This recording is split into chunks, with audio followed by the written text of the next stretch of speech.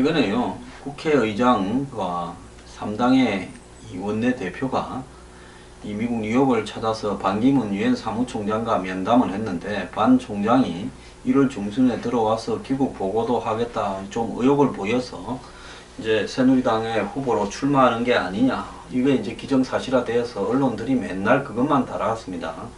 그런데 최근에 친박 주류의 반기문 총장에 대한 입장이 좀 달라졌다. 자, 그 언론과의 어떤 통화에서 말이 좀 이렇게 빼딱해졌다는 이야기입니다. 홍문종 의원은 요즘 반기문 총장을 보면 걱정이 많다. 정치에선 문재인 안철수가 프로인데 반 총장은 아마추어 아니냐. 김태형 의원은 반 총장이 국내 정치에서 리더십을 보여준 적이 있느냐, 검증 과정을 지켜봐야 된다. 윤상현 의원은 반 총장은 많은 후보 가운데 한 명이다. 반 총장은 정책과 후보 적합성을 놓고 혹독한 검증을 받아야 된다. 마치 듣기에 따라서는 김무성 대표나 친이 비박이 이야기를 하는 것 같은 이야기를 친박이 하고 있습니다. 여태까지 반 총장을 띄우기에 앞장서던 인물들이 왜 갑자기 일제히 이렇게 움직이느냐. 경우에 따라서는 친박이 고도의 어떤 언론 플레이를 통해 가지고 반 총장이 친박 후보로 새누리당 경선에 나온다니까 그게 아니다라는 것처럼 해서 짜고 치는 고스톱으로 거리를 조금 두는 모양새를 비치는 거 아니냐, 이렇게 보일 수 있습니다. 너무 친박 후보라고 하게 되면 이 중도로 확장성이라든지 또 경선 조건에 대해서 친박들이 짜고 이렇게 밀어붙일 거 아니냐, 이런 비박들의 우려를 불식시키기 위한 페인팅 모션이다, 이렇게 볼 수 있는데요.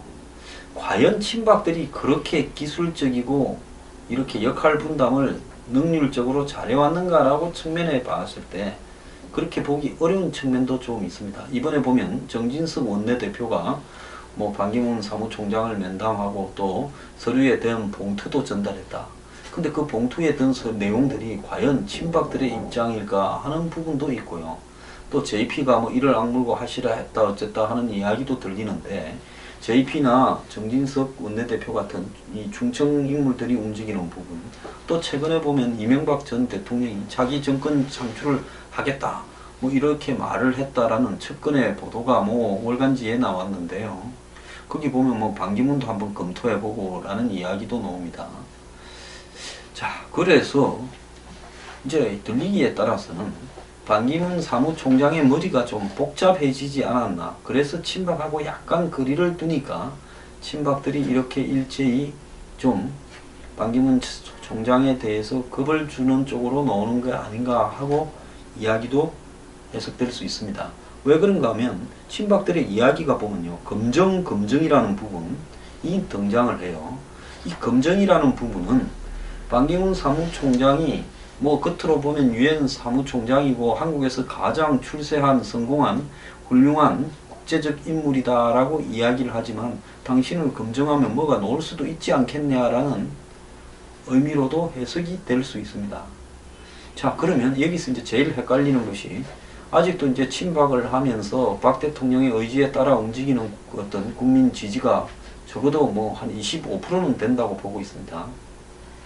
그러면 보수 중에 한 절반쯤 되는 사람들이 아직도 그렇게 강력한 지지를 보내고 있고, 이 사람들은 무조건 또 반기문 지지로 움직이고 있을 거라고 보고요. TK의 많은 지지, 일부 PK의 지지, 중천권의 지지가 그런 지지들이라고 보고, 거기에 이제 기대해서 이 반기문 사무총장의 지지율이 지금 25%, 20% 초반, 20% 후반까지 20%대에 걸쳐가지고 있습니다. 만약에 반기문 사무총장의 지지가 박 대통령을 지지하는 보수 진영의 표가 빠지게 되면 제가 봤을 때 10%대로 툭 떨어질 거다라고 보고 있습니다. 그러면 반기문 사무총장이 아무리 유엔 사무총장이더라도 박 대통령의 지지 없이 이번에 자기 대선에 성공할 거다라고 보이거나 새누리당의 경선에서 이길 거라고 보이지는 않습니다. 그러면 두 사람 사이가 한 3년 이상 오랫동안 관리되어 왔고, 그래서 지금쯤은 찰떡궁합으로 돼 있을 건데 왜 갑자기 이런 소리가 나오는가에 봤을 때 반 총장이 지금 개헌 문제, 즉 반기문 이원 집정부제 오스트리아식 체제 하에서 외교와 국방을 맡는 대통령, 또 총리는 국회에서 뽑은 친박 실세, 홍문종 의원이 옛날에 그 말을 직접 했죠. 그 문제를 놓고 보면 반 총장은 껍데기뿐인 한마디로 허세 대통령이기 때문에 그런 거는 내가 하고 싶지 않다. 이 문제 분명히 하자라고 이야기를 했을 가능성도 있고요. 또 지금 새누리당 후보 선출 방식에 대해서 이정현 대표가 슈스케식 오디션 방식으로 하겠다는데 반 총장이 처음부터 예선에 참여해서 오디션으로 하게 되면 그 여러 가지 변수가 있을 수 있다고 봅니다. 아무리 유명한 나훈아라도 슈스케에 나와서 오디션을 거치다 보면 무명한테 질 수도 있지요. 그래서 지금 새누리당 안에서는 반 총장을 예선에서 참여시키냐, 안 그러면 3월달, 5월달까지 국내에 잠깐 와서 활동하다가 외국으로 나가서 돌고 그때쯤 후보가 한 서너 명으로 1차로 걸러졌을 때 한마디로 준결승쯤에서 나와서 참여하는 게 맞지 않냐 하는 이야기도 나오는데 이 부분과 관련해서 어떻게 해서 이 한국에 새누리당 대선 후보로 만들겠다라는 프로그램이 정교하게 전달되지 않으니까 반 총장이 조금 견제를 하는 부분, 알력이 조금 있는 거냐. 또 더 나아가서 누가 반 총장을 미는가 하는 부분에서 반 총장은 충청권도 강하고 JP도 좀 하고 신이 비박에도 조금 손을 대고 이러니까 친박 쪽에서 저 사람 우리 후보면 우리 말만 들어야지 왜 다른 사람들하고도 교감을 하지 하는 부분에서 기분이 조금 나빠져서 그러느냐. 여러 가지 이유가 있을 수 있을 것 같은데요. 지금까지로 봤을 때 공연히 친박이 너무 자기들하고 가깝다라고 하는 부분을 갖다가 의식해서 일부러 조금 먼 듯이 페인팅 모션을 하는 부분은 아닌 것 같습니다. 그렇다면 결국은 이 지금 친박과 반 총장 사이에 앞에 제가 한 그런 이유로 조금 이런 거리감이 좀 생긴 사안이 벌어졌다 이렇게 해석을 할 수 있을 것 같습니다. 한편으로요, 반기문 사무총장이 다음 달 초에 여권 내 친박 인사로 꼽히는 곽영훈 사람과 환경그룹, 이분은 설계 도시 엔지니어링으로 유명한 분이죠. 그 부부와 측근 인사 10여 명과 스위스 제네바에서 만날 거다라고 이야기를 하고 있습니다. 자, 이분은 부인이 친박연대 소속으로 비례대표 의원을 지냈고요. 김정전 의원. 곽영훈 회장도 2007년 이 한나라당 대선 후보 경선 때 박근혜 후보 정책 특보를 지낸 바 있죠. 반기문 사무총장이 자랑하는 일 중에 하나가 고등학교 때 미국 적십자사 초청으로 이렇게 한국 대표로 뽑혀서 미국을 방문해서 존 F 케네디 대통령과 악수했다는데 이때 한국에서 4명을 갔는데 남자 2명, 여자 2명인데 그 남자 2명 중에 한 명이 반 총장, 또 다른 한 명이 곽영훈 회장이었다. 이렇게 이야기가 되고 있습니다. 근데 이 같이 가는 사람들이 과연 친박 인사인지는 잘 모르겠는데요. 반 총장은 특유의 애매한 캐릭터로 가고 있는데요. 정치가 이렇게 애매하게 해서 되겠는가? 차라리 친박 후보로 나서려면 좀 지금 입장에서 반 총장이 경선에 참여하겠다 새누리당 또 친박 후보 하겠다라고 말을 할 수 없겠지만은 적어도 누구를 중심으로 움직이는가 하는 부분에서 너무 헷갈리게 해가지고 또 내부에 알력이 벌어지고 이렇게 하는 것은 그건 좀 그렇습니다. 아예 하려면 그냥 한쪽에 기울어져서 하고 말라면 하지 말고 이렇게 좀 명확하게 하는 것이 정치가 성공할 수 있는 길이지 애매하게 하는 분 중에서요 성공하는 사람을 보지를 못했습니다. 지금까지 무슨 총리라든지 무슨 검찰총장이나 법무부 장관 한 사람 무슨 대학 교수 하시는 분 고위 관료하신 분 이런 분 중에서 대통령 된 사람 봤습니까? 국민정치에서 대통령 된 분들 한번 봅시다. 자, YSDJ 정치인 출신이고요. 노무현 전 대통령 변호사지만 정치인이죠. 필드에서 거칠게 이렇게 싸웠던 정치인 아닙니까? 그 다음에 이명박 전 대통령 서울시장을 한번 했지만은 이명박 전 대통령은 서울시장이나 국회의원 한번 한 것보다 더 의미 있는 게 현대그룹에서 이렇게 회장으로 일했다라는 기업인으로서의 저돌적인 어떤 추진력이 검증되어서 한 거 아니겠습니까? 그 다음에 박근혜 대통령, 그야말로 아버지도 대통령이었고 정치인이었죠. 왜 한국에서 총리나 무슨 고위 관료, 그 다음에 법조인 이런 사람들 제가 입법적인 이야기하는 건 일개 변호사가 아니라 법조계에서 고위직을 했던 사람, 이런 사람들이 대통령이 잘 안 되는가 하는 부분은요, 그렇게 살아온 분들이 결정적인 어떤 상황이 왔을 때 결단력이 부족하다는 겁니다. 이해창 전 총재가 10년을 박지원 씨 말대로 10년 중에 9년 10개월을 1등을 하다가 왜 대통령이 안 됐는지 그게 입증하는 거 아니겠습니까?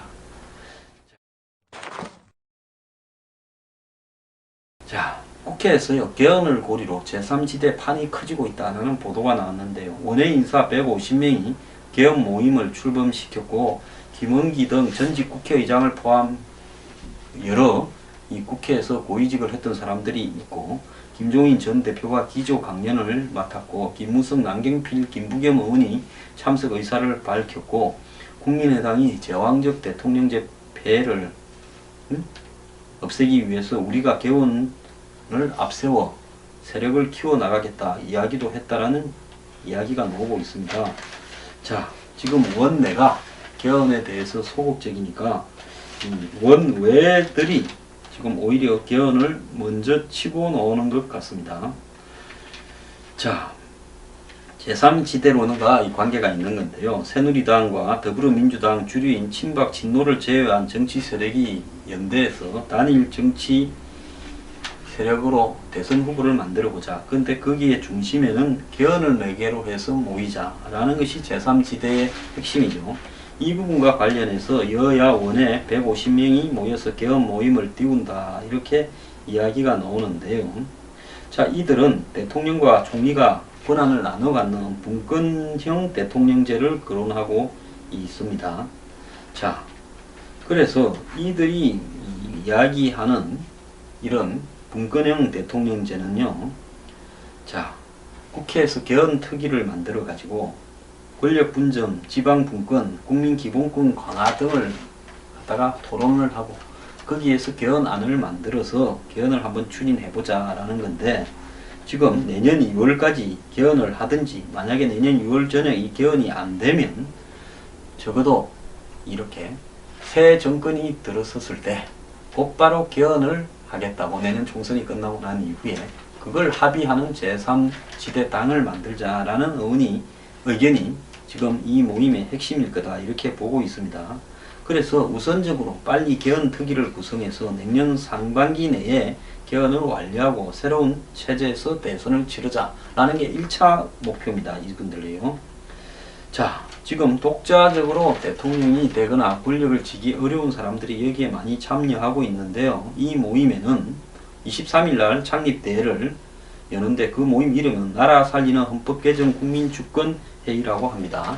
여기에 참여하는 사람으로는 이 김원기, 김채정, 김영호, 정의화 전 국회의장과 유인태 전 의원, 김두우 홍보수석, 박형준 국회 전 사무총장, 임명진 전 한나라당 위원장이고 윤리위원장이고, 김종인 대표가 기조 강연을 맡고, 아까 말한 대로 김무성, 남경필, 김부겸 의원 등이 참석을 한다고 합니다.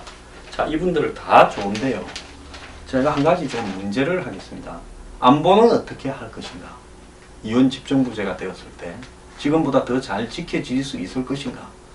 또 권력이 분산되면 아무래도 거대 경제 세력, 대기업이나 재벌 같은 쪽에서 분산된 권력을 갖고 놀 수가 있는데요. 기득권이 한마디로 정치 권력을 가지고 놀 수가 있는데, 그 문제에서 예방을 어떻게 할 것인가? 이 문제를 놓고 국민들 앞에 개헌을 해서, 이원 집정부제 개헌을 해서 그것이 안전하다라는 것을 입증을 시켜보세요.